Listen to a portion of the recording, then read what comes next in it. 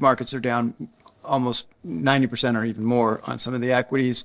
Why is this strategy different than what has already happened in the previous turns of the market? So cannabis is very similar to many other emerging industries that have followed a very similar pattern as they've launched, where there's an initial rollout, there's this euphoric race to grab market share, invest dollars to get to scale, and then there's increased competition, market compression, and then a period of stable growth. We've seen this in telecom. We saw the dot-com boom and bust in the late 90s that was followed by Facebook and Amazon. This is a cycle that happens in the economy and other industries.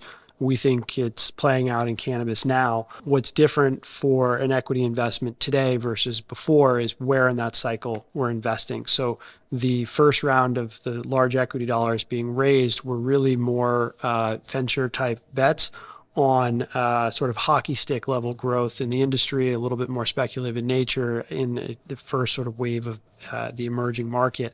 Now that we've seen how the market cycles and compresses, this next wave is really more of a traditional private equity roll-up model. Private equity has been making money for 40 years, rolling up fragmented industries and buying at a reduced valuation for a one or two store portfolio in other industries that's more valuable as part of a larger ecosystem. We're applying that to cannabis.